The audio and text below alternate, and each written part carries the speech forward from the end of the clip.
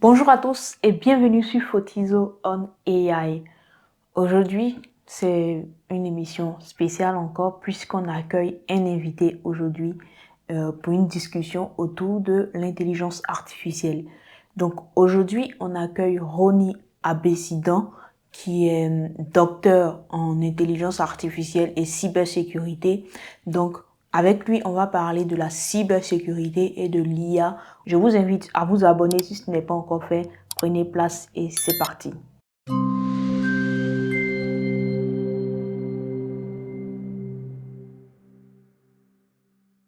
Donc bonjour Roni et merci encore d'avoir accepté cette invitation. Bonjour Edis et merci beaucoup de m'avoir invité. Merci à toi. Donc comme je disais, on va parler de cybersécurité et d'intelligence artificielle. Mais avant, est-ce que tu pourrais te présenter, parler de ton parcours et comment tu es arrivé là où tu es aujourd'hui en fait? Ok, très bien.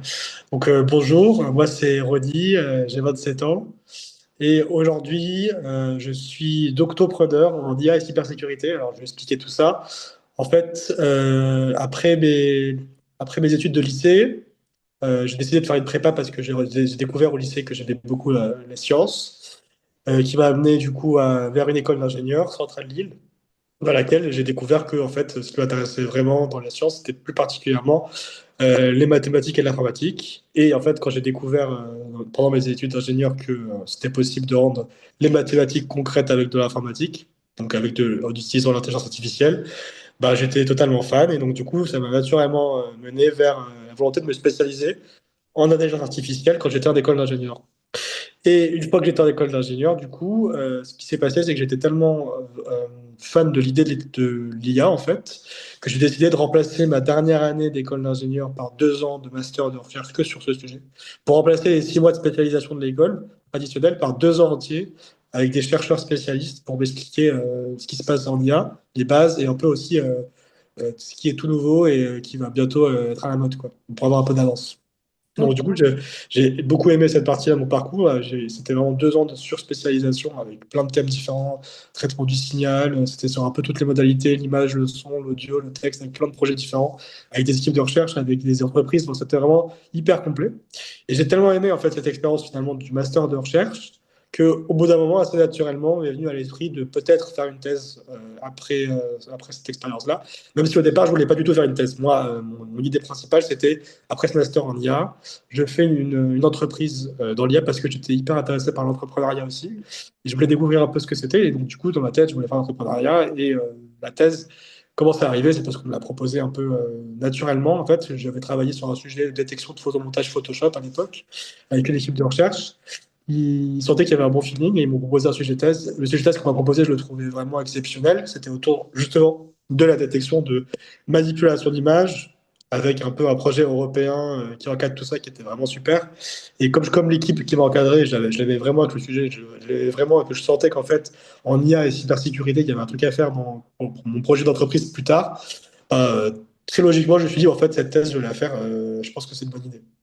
Ce qui s'est passé, c'est que du coup, en thèse, voilà, j'ai passé 3 ans à gagner encore plus en expertise sur la détection de manipulation d'images. Et puis, en fait, là, avec tout ce qui se passe avec l'IA générative, clairement, j'ai vu qu'il y avait une opportunité d'utiliser l'expertise que j'ai développée en thèse pour créer une boîte. Et donc, du coup, ce qui s'est passé, c'est que mon expertise en détection de manipulation d'images, alors, clairement, aujourd'hui, je vois qu'elle est très utile pour la détection de deepfake par IA, de contenu généré par IA, et notamment de contenu malveillant généré par IA. Et donc, très naturellement, voilà, aujourd'hui, voilà, je suis cofondateur de la startup Label for AI, où en fait notre mission c'est de détecter les contenus générés ou manipulés par l'IA pour éviter par exemple les cyberattaques, mais aussi tout ce qui est désinformation en ligne. Voilà. Super. Ben, présentation très complète, je dirais. Là, on a un peu les contours de ton parcours et puis ça ouvre également la discussion. Parce que comme je disais, on va parler de cybersécurité, d'IA. Mais avant tout, j'aimerais aussi te poser la question. Déjà, je sais que tu as fait un podcast qui s'appelle Thèse, antithèse et synthèse, qui parlait en fait de la thèse en général. Donc, pourquoi avoir créé ce podcast? Quel était l'objectif en fait derrière? Alors, moi, ce que je disais juste avant, c'était que quand je suis arrivé en thèse, je voulais pas faire de thèse de base. Et en fait, le choix De faire une thèse, c'est arrivé très vite. J'avais un mois pour me décider. Et je trouvais qu'un mois, c'était quand même un peu court. Et que pour réfléchir sur un truc comme ça, où en fait, c'est un parcours qui dure au moins 3 ans, euh, en vrai, je me suis dit quand même, j'ai pris ma décision hyper rapidement. Ça aurait pu être un problème plus tard. Et ce qui s'est passé, c'est qu'au début de ma thèse aussi, moi, j'avais, enfin, dans tous les cas, depuis longtemps, même depuis le lycée, j'avais une passion pour le multimédia, pour le montage vidéo, en général même. Mm. Et en fait, je me suis dit, tiens, j'aimerais bien lancer un média, moi aussi, voir un peu ce que ça donne. Parce que j'adore monter de toute façon. Et j'ai réfléchi un peu à qu'est-ce qui serait intéressant de partager comme information sur ce média et quel type de média je voulais. Mm. Et en fait, je me suis dit, je suis en thèse, il ne faut pas non plus déconner, je peux pas faire une chaîne YouTube. Ça va prendre beaucoup trop de temps par rapport à ma recherche. C'est pas l'objectif, en fait. Et puis, si je parle de ma thèse en particulier, je suis pas sûr que ça va intéresser tout le monde parce que il y avait aussi le côté détection tu sais, d'images, de messages cachés dans les images. Ça s'appelle la steg analyse. C'est quand même très, très pointu. Et j'ai connais déjà d'autres chaînes qui parlaient de l'IA aussi sur d'autres sujets qui étaient peut-être plus intéressants, plus grand public. Donc, je me suis dit peut-être que c'est pas ça que j'ai envie de faire. Puis en réfléchissant, je me suis dit, tiens, pourquoi pas faire un podcast? J'adore écouter des podcasts, ça apporte beaucoup d'informations aux gens. Et tant qu'à faire, en fait, cette histoire du doctorat où je suis maintenant, en fait, peut-être qu'il y a un intérêt à documenter un peu ce que c'est que le doctorat, à répondre aux questions que tout le monde se pose et que je me suis posé mais que j'ai jamais eu de réponse via un podcast parce que c'est un format qui s'y prête très bien. On peut l'écouter n'importe où, dans le train, quand on cuisine, quand on fait du sport. Et il n'y a pas besoin de se concentrer sur la vidéo. Et en plus, c'est facile à monter pour moi, c'est que de l'audio. Donc en fait, c'est tout PDF et je suis sûr que ça va avoir un impact en fait. Et très rapidement, du coup, je me suis mis à faire ce podcast, thèse, antithèse, synthèse. Et l'idée, c'est qu'à chaque fois, il y a un thème qui ressort dans chaque épisode où j'invite plusieurs chercheurs, docteurs et doctorants en fait, ensemble pour parler de cette thématique-là et pouvoir derrière donner des conseils aux auditeurs. Donc, par exemple, si vous hésitez à faire une thèse, il y a une tonne de conseils dans ce podcast. Il y a par exemple un épisode sur est-ce que c'est intelligent ou pas de faire une thèse en entreprise plutôt qu'en académie. Est-ce que c'est possible de faire une thèse quand on est parent? Est-ce que c'est possible de faire une thèse quand ça fait longtemps qu'on n'a pas fait, qu'on n'est plus dans les études? Enfin, il y a plein de questions comme ça. Pourquoi faire une thèse au final? Enfin, toutes ces questions qu'on se pose, qui ont du sens, ben, voilà, on y répond avec plein d'intervenants différents. Et c'est ça la richesse un peu de l'idée, c'est qu'en fait, contrairement au podcast où c'est souvent une personne avec une personne qui parle de son parcours, comme maintenant en fait finalement, bah, en fait moi dans le mien, ce que j'aime bien faire, c'est une table ronde, parce que comme l'idée c'est d'apporter des informations sur une question, il n'y a jamais une personne qui a toute la réponse à la question. Et donc du coup, quand je crée un débat avec tout le monde, ça permet d'avoir des points de vue et du recul complètement différents. Et donc voilà, et ce qui s'est passé aussi, c'est que comme le podcast trouvait que c'était une bonne initiative, mais que ça manquait peut-être un peu de visibilité, si je le lançais comme ça et que personne derrière le relayait, ce que j'ai fait, c'est que sur LinkedIn, j'ai commencé à documenter mon doctorat aussi pour démystifier ce que c'est que ce parcours, pour revaloriser le parcours et pour aussi montrer, faire de la pub pour le podcast pour qu'à la fin, tout le monde puisse avoir des réponses à leurs questions, quoi. Et donc, du coup, voilà, c'était ça l'idée un peu, vraiment démystifier, rendre plus accessible le doctorat, voilà, le revaloriser aussi et faire en sorte de. Moi, ce que je voulais aussi, c'était minimiser les regrets des personnes qui sont en doctorat, dans le sens où il y a des regrets, il y a deux types de regrets. Il y a ceux qui regrettent d'être en doctorat parce qu'au final, ils se sont ils se rendent compte que c'est pas fait pour eux pour différentes raisons, ou qu'il y a un problème d'encadrement et qu'en fait, ils sont très mal tombés.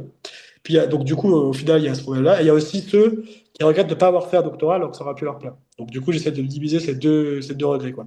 Ouais, c'est très intéressant, je trouve, parce que c'est des questions qu'il faut se poser justement avant de rentrer en thèse. Est-ce que vraiment c'est quelque chose que je veux? Est-ce que c'est quelque chose que je vais aimer surtout? Parce que c'est quand même un projet qui dure 3 ans et si tu n'as pas l'amour de la recherche, pour la recherche, en fait, c'est vraiment compliqué d'avancer, même quand tu es en entreprise d'ailleurs. Bien sûr. Moi, pour mon cas, j'ai fait une thèse en entreprise, j'étais entre labo et entreprise et clairement, je trouvais que les deux mondes allaient bien ensemble. Mais j'étais plus orientée recherche académique un peu plus que application parce que l'application, c'est bien, mais il y a le côté commercial aussi qui va avec, qui fait que parfois tu vas pas au bout de tes idées, de tes recherches, de ce que tu veux faire. En fait, tu es obligé de donner une solution assez rapidement. Donc, tu peux pas prendre bien le temps. Autant en académie, tu as la possibilité de prendre le temps pour bien faire tes Bien sûr. recherches. Bien sûr, en académique, tu as le temps de te promener un peu dans tes idées, et si elles sont pas fructueuses, c'est pas très grave, tu as quand même avancé quelque part. Alors qu'en entreprise, bon, bah, si tu sais qu'une idée, elle va pas vraiment être intéressante à la fois pour l'entreprise, bah, tu vas pas trop l'explorer, alors que du coup, tu manques d'informations sur la connaissance, bien sûr. Ouais. C'est ça. Donc, je trouve vraiment intéressant, en fait, d'avoir fait justement un podcast sur toutes ces questions-là et qu'il y ait un panel de personnes qui puissent répondre à cela, en fait. Donc, pour revenir à notre thème d'aujourd'hui, qui est la cybersécurité, donc j'ai fait une petite parenthèse quand même pour parler du podcast et puis aider ceux qui veulent faire une thèse à aller regarder. Pour revenir maintenant à notre thème, est-ce que tu pourrais faire quelques définitions? Moi, déjà sur la page, j'ai défini ce que c'est que l'IA. Dans ma vidéo, c'est quoi Ouais. l'IA, etc. Mais aujourd'hui, en fait, on appelle IA tout et n'importe quoi. Donc, on a peut-être un algorithme qui utilise des règles, on l'appelle IA, tout simplement. Donc, pour toi, en fait, comment tu définis l'IA? Alors, très bonne question. Déjà, peut-être que je peux me baser un peu sur quelques définitions que je connais, parce que si je prends par exemple des exemples d'experts comme Yann Lequin, je sais que Yann Lequin, il aime bien voir l'IA comme une modélisation mathématique d'une intelligence qui se rapprocherait de l'intelligence humaine, tu vois. Ouais. Donc il y a vraiment l'idée que si un humain peut faire une tâche, bah, une machine peut aussi essayer de la faire. Et donc du coup, on tend à créer des algorithmes qui vont essayer de reproduire cette intelligence humaine. Et si je me mets du côté de Yoshua Bengio, qui est un autre expert qui a aussi reçu un prix du Turing pour ses travaux en IA, lui, il va plus loin et il dit que c'est une intelligence qui est différente de l'intelligence humaine. Et donc, du coup, dans cette idée-là, c'est modéliser quelque chose qui est capable de raisonner, d'apprendre de soi-même, mais pour faire une tâche qui n'est pas forcément possible de faire par un humain, en fait. Ça peut faire des tâches que les humains peuvent faire, mais ça peut aller plus loin que ça. Ça peut faire des tâches que les humains ne peuvent pas faire aussi, tout simplement. Parce que c'est une intelligence encore différente. Ouais. Et Ah, cette moi, définition-là, elle est très intéressante, en fait. Le fait de dire c'est des tâches aussi que les humains ne peuvent pas faire. Je reviendrai dessus quand tu finiras avec ta Ouais, définition. ouais. Moi, ma définition, c'est un peu. Moi, ce que je dirais, c'est que c'est un ensemble d'algorithmes mathématiques qui sont. Enfin, non, en fait, il faut que je réfléchisse parce qu'en plus, j'ai ma définition en tête, mais là, je ne sais pas pourquoi j'arrive pas à la retrouver. La définition que j'ai bien donnée, moi, en général, c'est de dire que c'est un ensemble de principes mathématiques qui vont permettre à un algorithme d'apprendre à faire une tâche qui nécessite une forme d'intelligence. Voilà, c'est ça que j'aime bien dire. Mhm. Et quand je dis une forme d'intelligence, ça veut dire que voilà, il faut raisonner, il faut planifier quelque chose, il y a un minimum de réflexion en fait pour réaliser la tâche. Il faut se rendre compte de quelque chose pour pouvoir la faire. Et donc derrière, voilà, il y a des algorithmes qui vont tourner pour appliquer ce genre de choses. Et donc ce que j'aime bien dire aussi, c'est que l'IA en général, ce qu'on appelle l'IA, en gros, c'est une branche de l'IA qui s'appelle l'apprentissage automatique. Et l'idée, c'est de faire en sorte que les algorithmes apprennent d'eux-mêmes des règles implicitement plutôt que nous, on lui donne explicitement des règles par rapport à une tâche donnée. C'est là qu'on voit la notion d'intelligence. Donc, Ouais. par exemple, j'adore ces deux exemples-là. La machine à café, c'est pas une IA, parce que la machine à café, quand on clique sur un bouton, il y a un algorithme derrière qui va dire, OK, il veut ce café-là, donc du coup, il faut telle dose de sucre, telle dose de lait, telle dose de café, et à la fin, tu donnes la recette et c'est fini, quoi. Tout est millimétré. Tu prends une voiture, tu peux pas faire la même chose parce qu'une voiture, tu peux pas dire, une voiture autonome, tu vas pas dire, ok, alors si la voiture rencontre un piéton et qu'en ce moment il y a un feu orange qui passe au rouge et qu'il y a un vélo sur le côté, qu'il y a un chien qui part de nulle part et que tu peux pas imaginer tous les cas possibles. Ouais, c'est pas Et, possible. et donc du coup, c'est pour ça qu'il y a l'idée de créer une voiture autonome. On va faire en sorte d'avoir un algorithme qui va avoir plein de situations, qui de lui-même va apprendre c'est quoi ces règles implicites qu'il faut comprendre pour conduire. Donc ouais, j'ai vraiment cette idée de réussir à exploiter les mathématiques et ce qu'on fait rencontrer finalement à un algorithme pour faire ressortir des règles de façon implicite et qu'on n'ait pas nous-mêmes à le coder, quoi.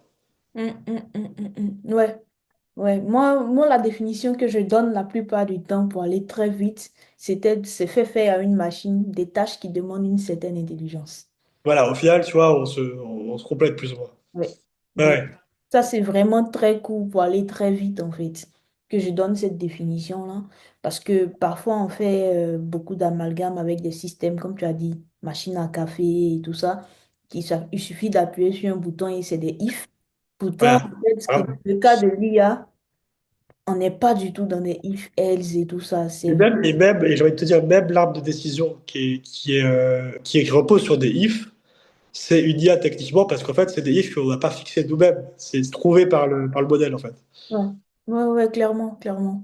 Ben oui, je te rejoins également. Donc, je vois que les définitions se rapprochent quand même. Et pour revenir à la définition de Yoshua Bengio, déjà, tu parlais du fait qu'il disait en fait que c'est une intelligence différente de celle de l'homme en fait. Donc, des tâches que l'homme ne peut pas faire. Du coup, je me demande à quelle tâche il pensait quand il disait ça. Parce que Moi, bon, j'ai plein d'exemples. Moi, j'ai plein d'exemples de ça. moi, je me dis déjà, pour les tâches que l'homme ne peut pas faire, c'est vraiment pour des calculs assez exponentiels. Mais même pas forcément, en fait. Regarde, mon sujet de thèse, c'est un excellent exemple de tâches que l'homme ne peut pas faire. C'est vrai, Euh, voilà, donc tu vois, genre si je fais un montage Photoshop hyper bien fait, ou même pas, si je cache un message dans les pixels de l'image, c'est complètement invisible en fait à l'œil humain. c'est vrai, Et sans algo, tu vas rien voir du tout, hein. c'est Donc ça, vrai. par exemple de tâche, on n'y pense pas, mais c'est bête, c'est pas une tâche hyper compliquée, et l'humain peut pas faire ça. Ouais, ouais, ouais. Donc, pour tout ce qui est métadonnées, Et même quand il y a un grand volume de données, genre, tu vois, genre, quand il faut faire une super modération dans les réseaux sociaux, c'est pas que des humains, parce qu'en fait, il faut qu'il y ait des IA qui trient un peu tout ce qu'il y a, parce que en fait, le volume de données qu'il y a est tellement massif que tu peux pas avoir un truc qui fait un tri, en fait. L'IA, c'est un super outil pour faire un tri, donc dès qu'il y a un très gros volume de données à trier, bah, en fait, l'humain n'est pas capable de le faire aussi rapidement que l'IA, quoi. ouais. Ben oui, moi, je partais plus sur la performance des systèmes Ouais, dans le sens où ils sont adaptés pour traiter une grande masse de données. Donc, ouais, ce qui faisait que vraiment, ils sont beaucoup plus avancés que nous, juste parce qu'ils peuvent traiter des informations très rapidement comparé à nous, en fait. En tout cas, les informations numériques, on dira en quelque sorte. Donc, pour revenir encore toujours dans les définitions, là, tu as défini ce que c'est que la cybersécurité et de l'IA. Maintenant, je vais te demander, est-ce que tu peux définir la cybersécurité? Je pense que tu as compris en même temps que c'était ouais, ça. ouais, j'ai compris que la question allait venir. On me la pose souvent en podcast. En fait, je pense à la troisième fois qu'on me la pose, un truc comme ça. Mais alors, du coup, à chaque fois, je pense que je vais dire un truc un peu différent, mais ça se rejoint. Donc, ouais, je sais pas quel est le niveau un peu de l'audience que tu as par rapport à ce sujet.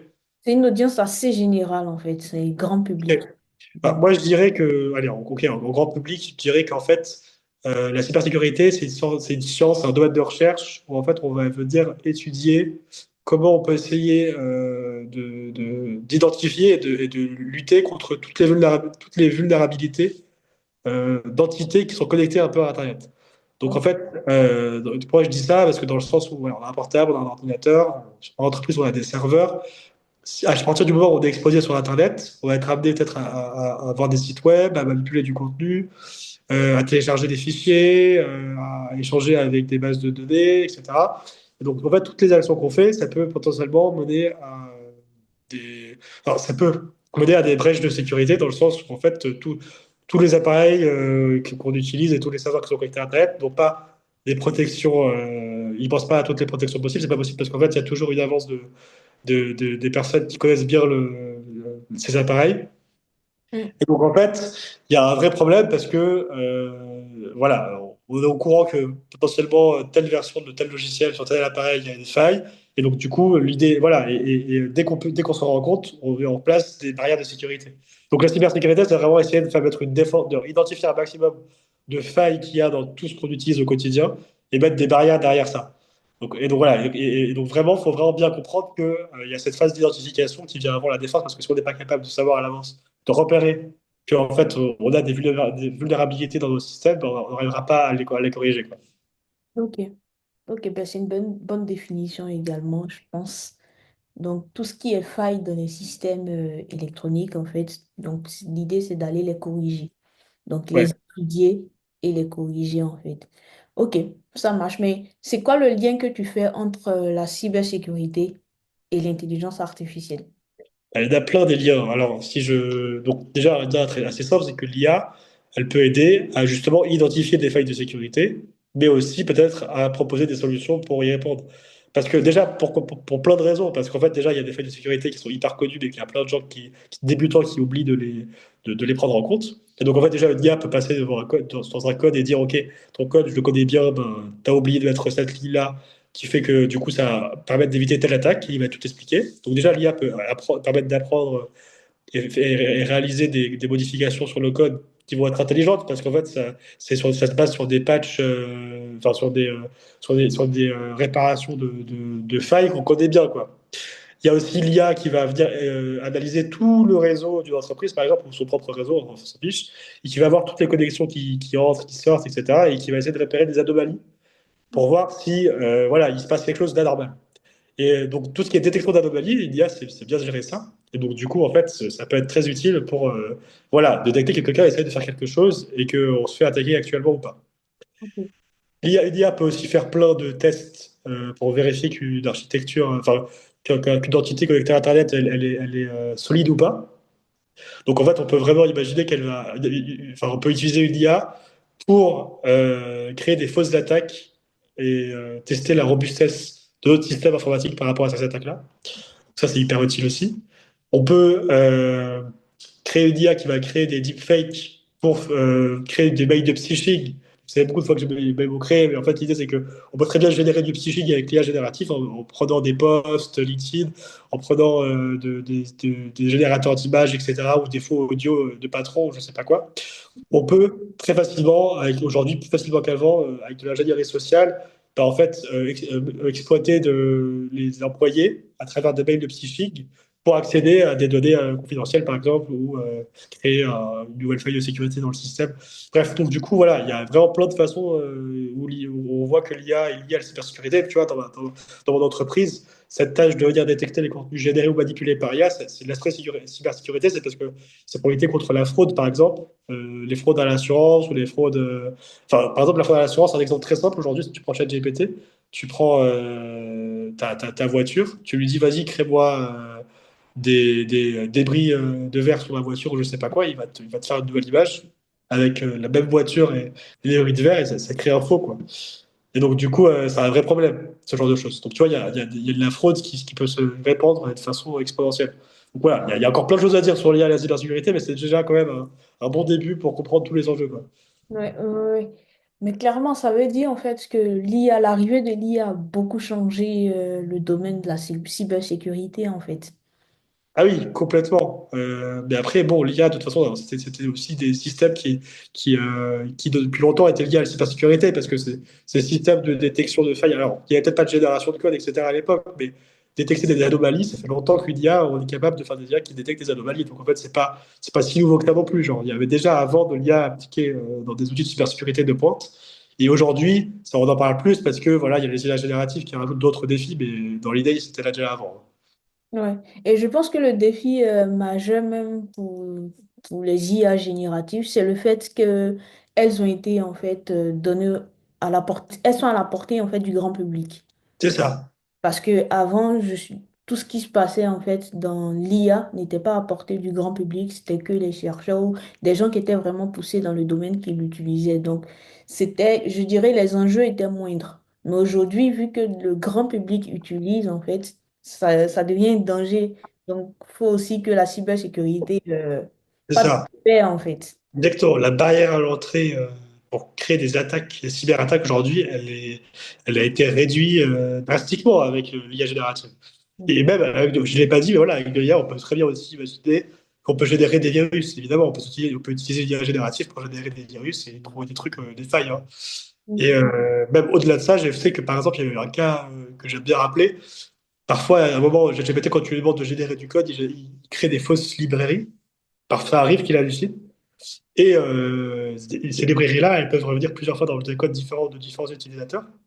Donc, du coup, des personnes malveillantes peuvent très bien créer une fausse librairie avec le nom de la librairie que ChatGPT a bien inventée, mettre un virus dedans. Et donc, du coup, voilà, ça crée encore une faille facile. Waouh, ça Eh oui, c'est très bien pensé. Tu sais, d'ailleurs, les hallucinations, c'était le sujet de ma thèse même. bah J'étais voilà, l'hallucination dans le résumé de texte et tout ça.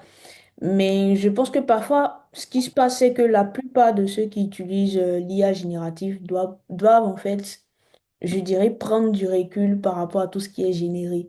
bien sûr. Le problème, c'est que là, tu parles du code, par exemple, des fausses librairies. C'est surtout parce que tu prends cette librairie-là, tu la testes dans ton code, plutôt que d'aller chercher avant si la librairie, c'est une bonne librairie, Oui, si elle bien sûr. est validée par la communauté avant. Donc, ça veut dire qu'avec l'IA générative, il faut développer de nouveaux réflexes. Bien sûr. Après, voilà, on peut très bien imaginer que tu dises dans le prompt, voilà, je veux travailler avec des librairies validées par la communauté. Ouais. Enfin, ou tu vois, genre, peut-être que ça va mieux l'orienter vers des librairies plus communes et qui il va pas chercher des trucs qui sont pas très connus, quoi. Ouais, ok, ok. Donc, on a l'attaque, en fait, pour les librairies, pour ceux qui sont des développeurs. Mais si on prend de manière générale pour le grand public, en fait, à travers l'IA générative. Alors là, bah, bien sûr, mais c'est facile. Bah, encore une fois, le psychique, tout simplement. L'exemple de Anne avec Brad Pitt qui revient souvent, par exemple, où voilà, on crée des fausses photos réalistes et on peut améliorer notre approche. Ouais, on peut même automatiser presque ce que font les brouteurs, tu vois, sur les réseaux sociaux pour arnaquer les gens. Maintenant, ils peuvent carrément automatiser le truc et créer des conversations avec de l'IA et la personne, il va du feu et à la fin, se retirer de l'argent. En fait, c'est énorme le risque qui existe pour le grand public aussi. Donc, il Ouais. faut vraiment faire attention au contenu qu'on lit, qu'on consomme sur Internet, parce que voilà, potentiellement, bientôt, tout ce qu'on va lire sera généré par IA. Ben oui, clairement. Je pense que là, sur LinkedIn, il y a beaucoup de Bien d'IA sûr. qui ont, même pour les commentaires, il y a beaucoup qui Ah utilisent. oui, alors là, ça, je trouve ça insupportable. Les commentaires automatiques sur LinkedIn générés par IA, ça se voit à 10 000 kilomètres. Et en fait, je trouve que c'est pas agréable en fait, de se faire répondre par une IA, quoi. Ben oui. Et surtout que, bon, je me dis aussi que LinkedIn, c'est quand même un réseau d'échanges et tout. Donc, Ouais, si on est, en fait, c'est l'humain, ça. des robots, ça n'a plus d'intérêt. Ouais, c'est ça, exactement. Ok. Ben, merci déjà pour cette première partie sur l'impact de l'IA, l'IA et la cybersécurité. Je voulais revenir justement sur ton sujet de thèse. Est-ce que tu pourrais nous expliquer quelles étaient justement tes problématiques et qu'est-ce que tu en as déduit finalement? Ok, alors par rapport à mon sujet de thèse, du coup, moi, c'était autour de la détection de la manipulation d'image, comme je disais, mais en fait, c'était pas juste faire un détecteur qui détecte des manipulations d'image, c'était plus que ça. La problématique de thèse, c'était réussir à faire en sorte que ça fonctionne sur le terrain. C'est-à-dire qu'en fait, si je prends vraiment une image qui sort d'Internet et que je lui donne, il faut qu'il me dise si c'est manipulé ou pas d'après lui et que ça fonctionne. Parce qu'en fait, il y a un gros problème, c'est que dans la littérature, bah, il y a des bases de données toutes propres pour faire l'exercice. On peut faire plein de tests et vérifier que ça fonctionne sur les bases de tests qu'on a bien faites nous-mêmes ou qu'on a trouvées dans les bases de recherche. Mais en fait, ça ne marche pas du tout sur le terrain en pratique pour les enquêteurs, par exemple, ceux qui ont besoin de voir, savoir vraiment s'il y a une manipulation. Donc, dans ma thèse, c'était vraiment réfléchir à des stratégies pour simplement faire en sorte que voilà, les détecteurs de la pratique et de la théorie fonctionnent en pratique. Donc c'était hyper intéressant parce que c'était du coup une thèse académique mais plutôt orientée appliquée. Voilà, et en plus j'étais dans un projet européen avec plusieurs instituts de police européens, ça les intéressait, donc du coup moi je sentais vraiment que c'était concret. Et donc, du coup, ce que j'ai imaginé, c'est que, enfin, en gros, pour répondre à cette problématique, il y avait deux axes que j'ai explorés. Un premier axe qui était s'interroger sur le détecteur en lui-même. Comment faire pour que le détecteur, je le rende, enfin, que je le modifie de façon telle à ce qu'il puisse généraliser sur un ensemble d'images données sur lesquelles on n'a aucune info. Et donc, du coup, je sais pas trop à quel point on va aller dans le détail, mais en gros, il y avait notamment, je m'intéressais notamment aux méthodes d'adaptation de domaine, ça s'appelle, où tu venais faire en sorte que, en fait, tu avais une base d'entraînement pour laquelle tu avais des données étiquetées, une base de cibles, on appelle ça comme ça, ou d'évaluation, dans laquelle on a des données qui sont pas étiquetées, donc on n'est pas du tout la nature, c'est la base sur laquelle on voudrait que le détecteur généralise. Et en fait, on exploite quand même le fait qu'on a des données d'évaluation dans l'entraînement pour que ça généralise mieux sur les données d'évaluation. Donc l'idée, c'est de dire que on va prendre des images donc, de l'entraînement, on prend les images de distribution de cibles, et en fait, on va les plonger dans un espace latent où on va imposer qu'en fait, leur distribution dans l'espace latent soit plus ou moins la même, pour que derrière, quand on fasse la détection, ben, en fait, ça se base sur des caractéristiques communes entre la base d'entraînement et la base d'évaluation, quoi. Ok, ok, ok. C'est comme si je disais, voilà, j'apprends à détecter que j'ai des chats qui sont générés. Puis je teste sur des chiens qui sont générés. Si je fais juste ça, bah, en fait, ça ne rattrape pas parce que le détecteur il se basé sur les chats et puis d'autres coup, il passe sur les chats. Et par contre, si je fais en sorte de mettre une brique dans mon détecteur qui va dire, OK, tu vas pas t'intéresser aux caractéristiques très particulières du chat ou du chien, mais plutôt à des trucs communs, tu vois. Donc, on regarde comment est fait, je sais pas, le nez, les oreilles, et tu vois, genre des trucs, pas des trucs qui sont trop particuliers aux animaux, spécifiques à ces animaux, mais qui sont plutôt communs et là où tu vas pouvoir voir que c'est généré, quoi. C'est un peu essayer d'orienter dans des caractéristiques communes, quoi. Ok. Ok, donc tu faisais du transfert de domaine en Et fait. ben, en fait, ça ressemble à du transfer learning, sauf que l'adaptation de domaine, c'est un sous-domaine de l'apprentissage par transfert. Et en général, ce qu'on connaît plus, c'est le fine-tuning, qui consiste à en fait prendre des données étiquetées cette fois-ci d'une cible et là améliorer sur la cible. Sauf que là, moi, je suis vraiment dans un cas où j'imaginais qu'en fait, il n'y avait aucune donnée, il n'y avait aucune étiquette sur ma cible. Mm, mm, Et mm. donc, du coup, ouais, il fallait vraiment trouver une façon généralisée autre que ça. Mais Ok. le problème de ces méthodes-là, c'est que souvent, ça supposait que tu supposais une hypothèse qui n'était pas réaliste, c'est que tu imaginais qu'il y avait autant de photos manipulées que de photos authentiques dans le set d'évaluation, ce qui n'est pas du tout garanti en pratique. Et Mm, donc, du coup, j'ai commencé à changer de façon de faire quand je voyais que ce n'était pas trop l'approche qui semblait être vraiment prometteuse pour la pratique. Et je me suis dit, bah, en fait, là où il faut vraiment travailler, c'est pas tellement sur le détecteur, à mon avis, mais sur la base d'entraînement. Et donc, du coup, j'ai commencé à faire des recherches sur c'est quoi la base d'entraînement qu'il faudrait donner à un détecteur pour qu'il généralise un max sur une base d'évaluation. mm. Et donc, du coup, là, j'ai commencé à faire des études sur, OK, si j'augmente ma base de données avec telles augmentations, quel est l'impact sur le détecteur en pratique?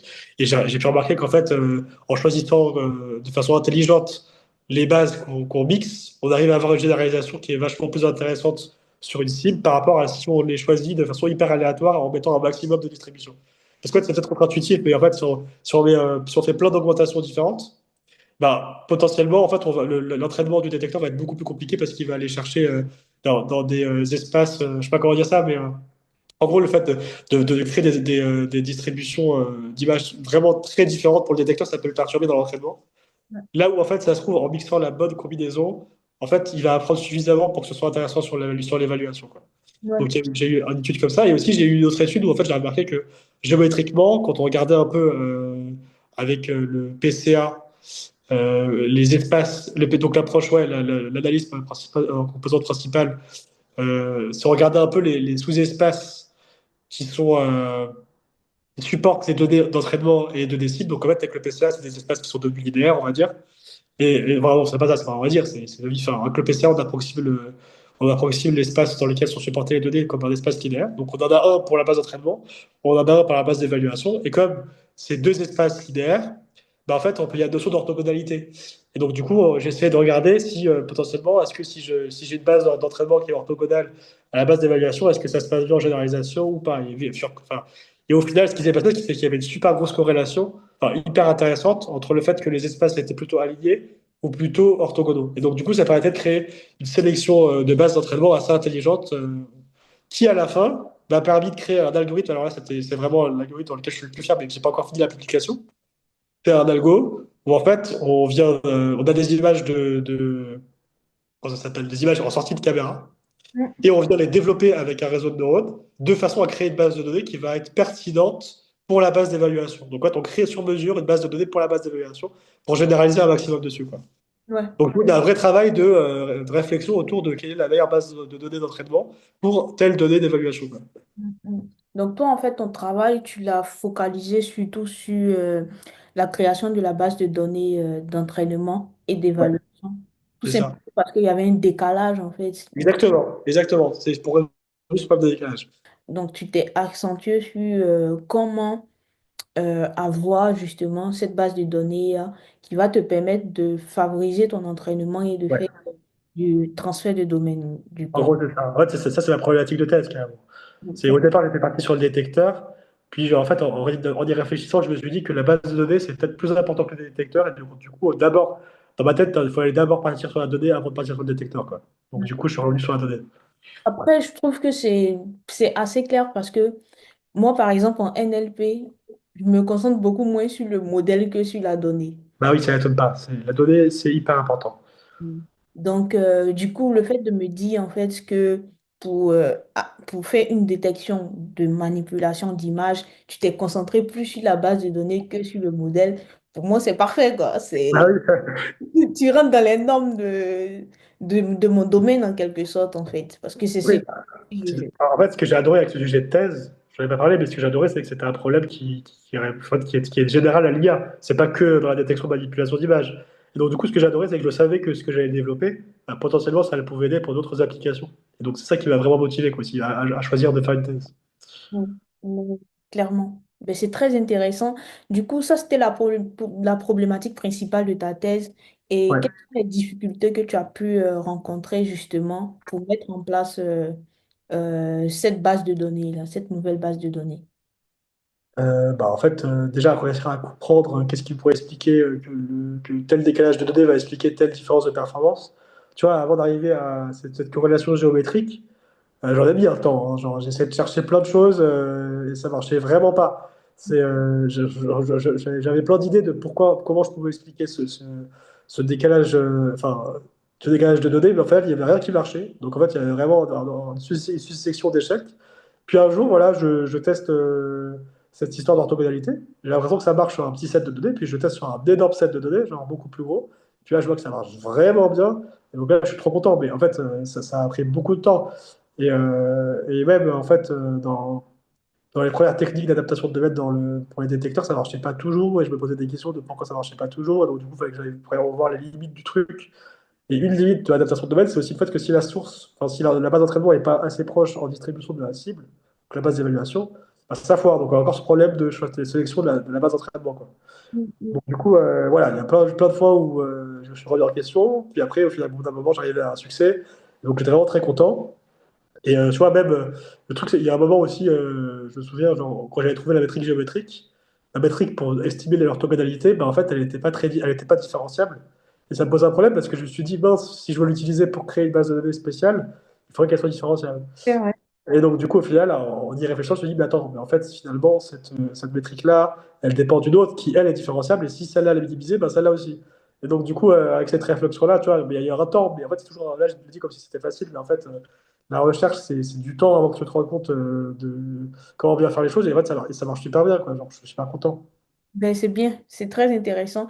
Et est-ce que finalement ta solution, bon, ta base de données, en fait, tu es arrivé à faire le système de détection finalement?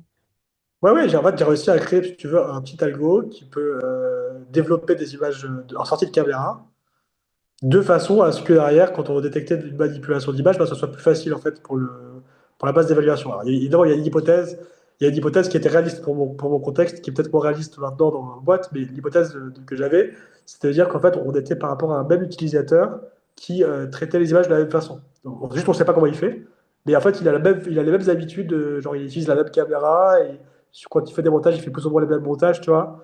Et donc, du coup, c'est ça l'hypothèse, mais en vérité, c'est une hypothèse qui a été plausible pour, entre guillemets, par exemple, la police qui, je sais pas si elle va avoir un suspect, ben, elle prend des photos de son ordinateur, et puis voilà, au final, c'est des photos qui sont tirées plus ou moins de la même façon. Ouais, c'est vrai. Ouais, ouais, ok. Donc c'est quelque chose en fait qui peut être utilisé à grande C'est échelle. ça. Et en fait, si on veut extrapoler dans le cas où il y a plein de distributions d'images différentes, ce qui peut se passer, c'est qu'on peut isoler les distributions d'images qui se ressemblent, genre on peut créer des clusters en fait. Première étape, créer des clusters d'images. Deuxième étape, sur chaque cluster, apprendre les distributions pour chacun des clusters, et après, du coup, ça fait en gros une base de données d'entraînement pour chaque cluster, quoi. Ok, ok, je comprends mieux en fait. Ça veut dire en fait que tu n'as pas un truc qui le fait de manière globale, mais tu le fais sur chaque Ouais, distribution, c'est ça, c'est ça. partant de ton hypothèse en fait que Exactement. la même personne qui a... Ouais, c'est ça. Ok, d'accord. Mais après, c'est une hypothèse, je pense, qui se tient dans la vie réelle parce que Ah si oui, oui. tu veux attraper un cybercriminel, c'est la même personne qui va modifier son image, à condition que c'est un cybercriminel qui a la tête de plusieurs Oui, personnes. oui, bien sûr. Après, bien sûr, il y a toujours des limites, mais déjà, moi, dans ma thèse, je me suis battu avec les contraintes opérationnelles. Tu vois, genre, en fait, au départ, je partais avec des contraintes pas du tout réalistes, et plus ça avance, plus il fallait qu'elles soient réalistes, parce que l'objectif, c'est que ce soit appliqué, tu vois. Et donc, du coup, je démarre avec des choses, ouais, il faut qu'il y ait un équilibre des classes, qu'il y ait autant de vrai que de faux, ouais, il faut avoir suffisamment d'images, il faut, tu vois, il y avait beaucoup d'hypothèses qui n'étaient pas du tout claires, enfin, par rapport au terrain, quoi, qui n'étaient pas faciles à respecter. Donc là, j'ai bien individué les variables, voilà, c'était l'objectif, quoi. Mm. Mais moi, sincèrement, ça me plaît ton sujet parce que vu que tu te rapproches en fait de quelque chose qui est applicatif, pour Ah moi, oui. c'est très intéressant parce qu'à un moment, je me rappelle en fait quand tu reprends l'histoire du traitement automatique de la langue, tu voyais que quand on parlait de génération de texte, ça n'avait rien à voir avec ce que l'humain faisait. Par exemple, quand on utilisait la méthode Greedy, qui consistait à prendre en fait le mot suivant qui maximise la probabilité. On dit l'homme ne fait jamais ça dans la vie réelle, en fait. Donc, tu as besoin de travailler sur des données de laboratoire qui sont super propres. Il n'y a pas de langage naturel en tant que tel. Et en plus de ça, tu fais une génération greedy qui n'est pas aléatoire. Donc, il n'y avait rien de C'est concret réel. Ouais. réel, en fait. Et aujourd'hui, on se rapproche un peu plus vers des systèmes qui s'appliquent, en fait, dans le monde réel. Donc, ça fait que ça me passionne. Autant j'aime beaucoup la recherche, autant j'aime voir si la recherche Après, appliquée. moi, ce que j'ai réalisé en thèse aussi, c'est que j'ai réalisé plein de choses, mais entre autres, il y a aussi le fait que la recherche fondamentale, en fait, moi, je trouve que c'est quand même utile dans le sens où, en fait, il y a. En recherche, en fait, ce que j'aime bien dire, c'est qu'en recherche fondamentale, c'est. Attends, que je ne me trompe pas de sens. C'est l'essence qui précède l'existence, et en recherche appliquée, c'est l'existence qui précède l'essence. Dans le sens où, en fait, voilà, en recherche fondamentale, on avance sur un sujet qui est complètement nouveau, que personne ne connaît. On n'a aucune idée des applications que ça va avoir, mais on sent que ça va en avoir. Et donc, du coup, on code à fond et au bout d'un moment, ça a des applications et on le trouve plus tard. En appliqué, c'est peut-être l'inverse. Des fois, on trouve des choses et en fait, on ne sait pas encore comment les garantir mathématiquement. Mais derrière, on sait qu'un jour, voilà, il y aura quelque chose qui va être découvert et qui ce sera mieux cadré dans le terme du cadre, mais en tout cas, on a découvert quelque chose qui marche dans le terrain. Et plus tard, il y aura peut-être des explications de pourquoi ça marchait dans le terrain, quoi. Ouais. Non, ouais, je pense que les deux sont importants, en fait. D'une Bien part, la sûr. recherche Après, fondamentale. moi, je pense que voilà, pour innover, il faut forcément une part de fondamentale parce que tu n'arriveras jamais à innover en restant dans ce que tu as l'habitude de faire, quoi. C'est ça. C'est Donc, ça. il y a forcément un moment où il faut partir de l'appliquer. Mm. Donc, je te pose une autre question, en fait, qui est vraiment ton avis, au-delà de ton détecteur. Comment lutter contre la manipulation d'images? Ah bah, il y a plusieurs. Alors, c'est très bien que j'ai posé cette question. Alors, il se trouve que je pense que la réponse est la plus simple, c'est simplement que chaque. Enfin, c'est simple, simple à dire, mais pas simple à faire en sorte que ce soit le cas.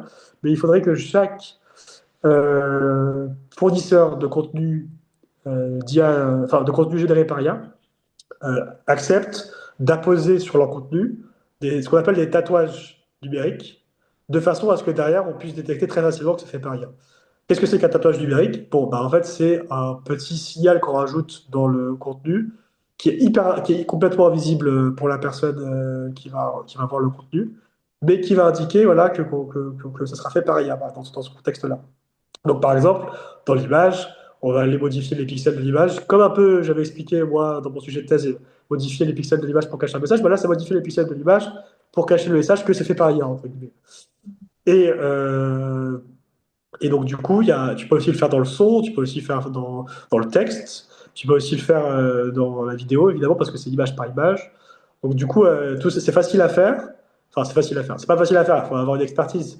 Mais ce que je veux dire, c'est que c'est un truc que chaque acteur pourrait faire. Et derrière, si on a ça, ça sera beaucoup plus simple de lutter contre la manipulation de l'information. Et moi, tu vois, donc c'est un peu dans cet objectif-là qu'on a créé cette boîte aussi. C'est l'idée de dire on va aider les fournisseurs d'IA générative aussi à poser un tatouage numérique, parce que nous on a l'expertise pour créer des tatouages numériques qui sont, on va dire, à l'état de l'art.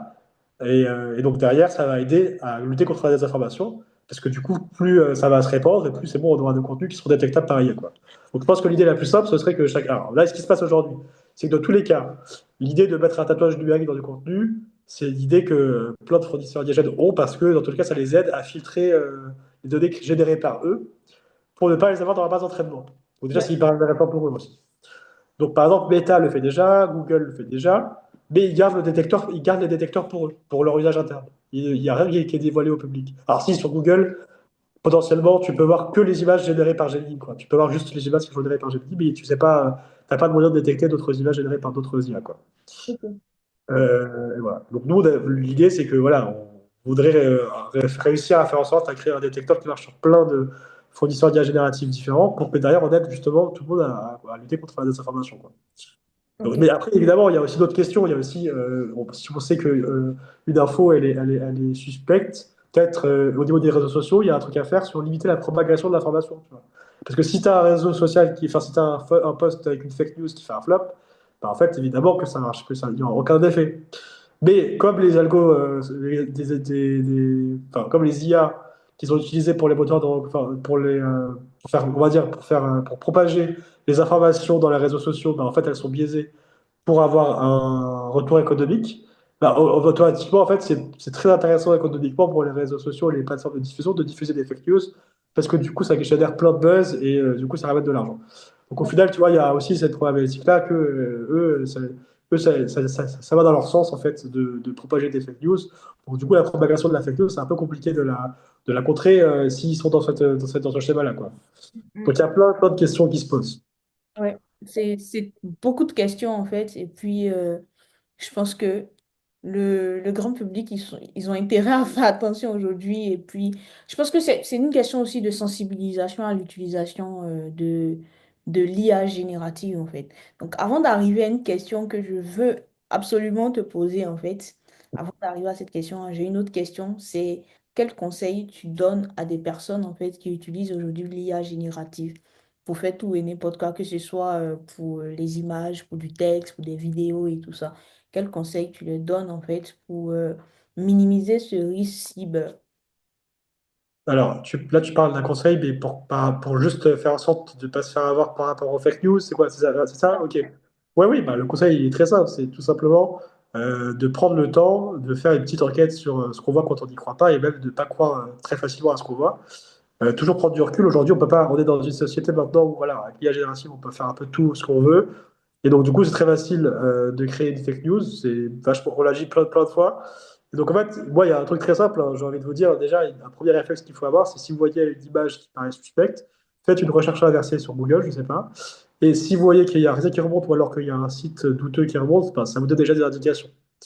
Et inversement, évidemment, si c'est une image vraie avec une vraie source, ben, vous allez peut-être revoir la photo dans un contexte avec une source plus fiable, quoi. Donc, du coup, ça va vous aiguiller. J'ai rien que faire ça déjà, ça aide beaucoup. Et puis nous, on travaille avec notre boîte justement à créer des détecteurs de contenu généré par IA pour aider tout le monde en fait à faire en sorte à faire le tri en fait entre la frontière entre le vrai et le faux, quoi. Donc du coup, on est complètement là-dedans, quoi. Ouais. Mais oui, je pense que déjà avec le réflexe de recherche inversée, c'est pas mal. Et vous savez quoi, même si vous donnez à, si vous, enfin c'est pas ça. Si vous prenez le temps de rechercher les sources associées au contenu que vous lisez, que vous consommez, bah, déjà, vous pouvez vous faire un avis aussi sur la qualité de l'information, quoi. Ça, c'est hyper important. C'est le travail des journalistes. Au final, tout le monde est un peu forcé aujourd'hui de faire le travail du journaliste C'est vrai. et de faire sa propre enquête, quoi. Ben, merci pour ces conseils. Et la dernière question que je voulais te poser avant qu'on se quitte, en fait, c'est aujourd'hui, en fait, j'ai remarqué un buzz sur les réseaux sociaux. Il y a tout le monde qui est expert IA. Ah Donc, oui. je me demande, en fait, selon toi, c'est quoi être expert IA? Bah, en fait, moi, je vois deux choses. Il y a, et c'est pas forcément d'ailleurs, ça peut être complémentaire, c'est pas forcément deux choses qui sont orthogonales. C'est expert de l'IA dans le sens expert technique, qui sait comment ça fonctionne, qui a déjà codé plein de modèles d'IA pour des applications différentes, voilà, c'est pas forcément un PhD, mais c'est un gars qui a déjà plongé dans l'IA, un ingénieur voilà, qui s'y connaît un peu dans comment ça fonctionne, les bases, les métriques, etc. Et il y a aussi ce que j'appelle expert en utilisation de l'IA, ce qui est différent. C'est-à-dire, en fait, on a des IA que les chercheurs font, ou les ingénieurs font, et qui ensuite, derrière, c'est transformé en outils avec une belle UX, une belle expérience utilisateur, quelque part sur une application, sur un site web. Et là, du coup, on peut tout d'un coup l'utiliser, le grand public, même si on n'y connaît rien, l'IA. Et donc, du coup, derrière, évidemment, la façon d'utiliser, vu que là, on parle par exemple de l'IA générative, où il y a des instructions à donner au modèle pour qu'il retourne un résultat, plus l'instruction va être pensée pour le modèle, et mieux la réponse sera. Et donc, du coup, ça fait qu'il y a des personnes qui passent du temps sur les outils IA et il y a à la fois qui découvrent des petites astuces pour que ça fonctionne mieux, pour que ça réponde mieux à leurs besoins. Et au final, à force de passer des heures et des heures sur l'IA et à exploiter tout ce qu'ils peuvent exploiter en termes de possibilités, bah, du coup, c'est un peu des experts en utilisation de l'IA parce que voilà, ils ont vraiment pensé l'IA qui a été fournie par l'ingénieur. Et donc voilà, l'ingénieur peut ne pas avoir pris le temps d'avoir fait autant d'essais sur sa propre œuvre, on va dire, mais c'est possible aussi qu'il en ait fait aussi beaucoup et qu'ils soient les deux en fait. Donc ça dépend des personnes. Voilà. Donc en fait, voilà, c'est comme ça que je verrai les choses.